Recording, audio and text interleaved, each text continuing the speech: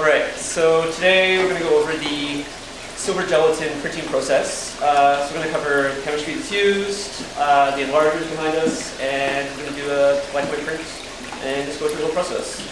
So we'll start with chemistry. So first there's the developer, stop bath, a fixer, and a final wash. And as far as times for each, you go 3 to 5 minutes in the developer, for 30 seconds in the stop bath, and about 1 or 2 minutes in the fixer. The final wash, you want to do about, good time is about 30 minutes. Alright, so we're going to go over the enlarger, putting the film in, dialing in the exposure, and dialing in the focus. So we have to turn off the lights here, and right, so I have my 120 neg here. As far as sliding this in, there is a switch on the side on the left.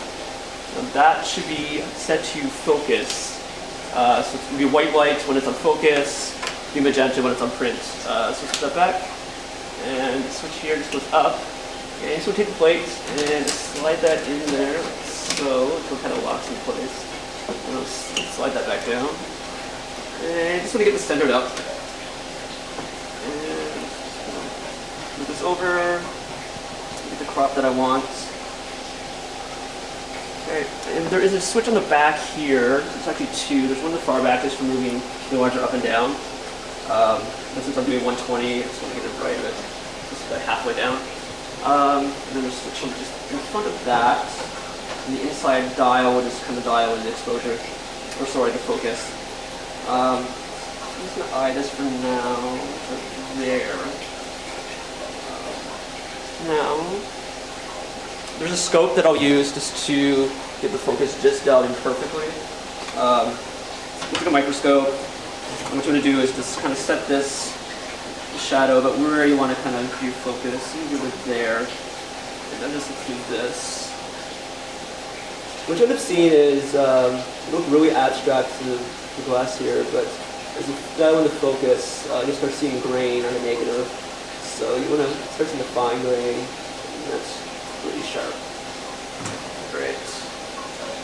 Now with the dial box here, let's switch this back to print, and that will turn on for exposing the paper. Now, what we'll do is, the cyan, magenta, and yellow switches are on the right here. You don't want to use the cyan or yellow for black and white printing. That's just for color printing only. However, the magenta can be used. Generally, you want to have this between about 90, at maximum, like 170, like a really contrasty print. So I'm going to do about 130. Okay. And I have this dialed in. It's about 8-second exposure.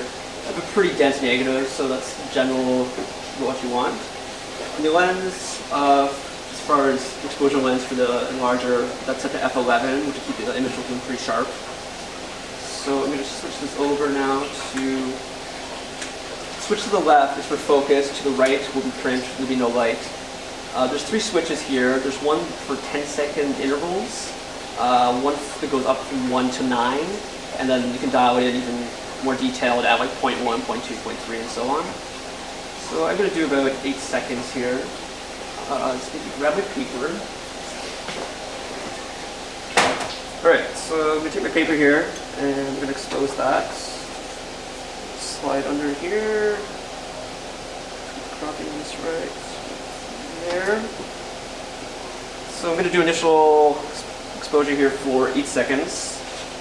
And then I'm going to actually take paper here. I can't really see it very well, but there's a hole cut in the middle. And I'm just going to use that and kind of feather it for the top part of my print. It's a bit of a sign, so I just want to kind of burn that in a bit more. It shows up a bit light in the initial exposure on the film. So first we'll do the start button here for 8 seconds. Just make sure everything's dialed in. Okay, we can start. Wait.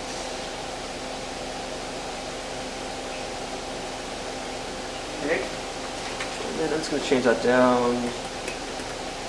Do about 3 seconds, which will be enough time to burn it in. What I want to do is, if I hold both these in one hand, I can actually cover the bottom half so it will be overexposed. bottom half will just feather in the sign. Let's start again here. Like just go right over the sign. Lift up and down to feather it. And we'll take this and we will store this into the chemistry. Right, so we're back here at the chemistry. So we're going to go through the developer, the stop bath, fixture, and the wash. So I'm going to throw paper right into the developer tray here. And I'm just going to start agitating. So like I said before, we'll do this for about 3 minutes. Sometimes it lasts maybe 1 or 2, depending. We should, let's see. Exposure's starting to come in here a bit now.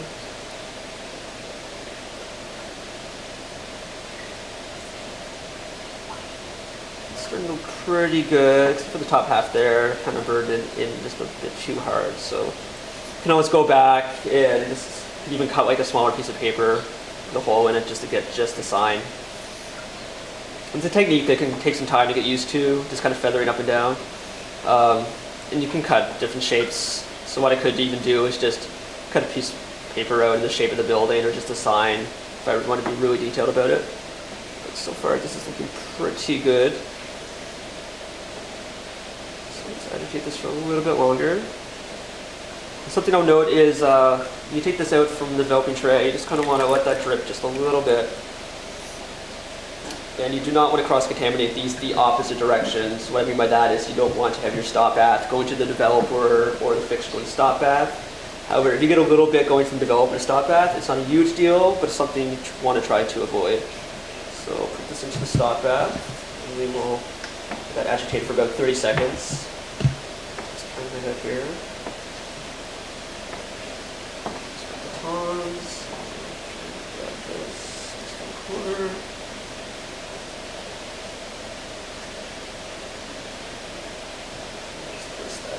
Fixer. With the fixer, we'll do about 2 or 3 minutes.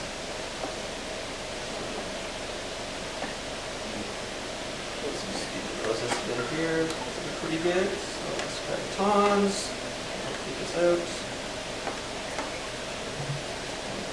Let drip off. And this will go into the final wash. General rule of thumb is you want to keep this in here about half an hour, just kind of let the chemistry drain off. And come back. It's looking good. Okay, so this has been sitting here for about half an hour now. So what I'm going to do is just going to take that out. I'm going to leave it to dry. And we'll turn on the lights and we can just have a look and see how this looks. Pretty good. Might add a bit more contrast to the right-hand side. Of course, you're going to get imperfections with this, so with the black here, I would obviously angle that so it's straighter, and the bleed on the top, just want to kind of get rid of that. But for now, it's just looking pretty good, and I'm pretty happy with the process. So yeah, that's our tutorial on the silver gelatin process, and hopefully it's something that people are interested in doing and try it themselves.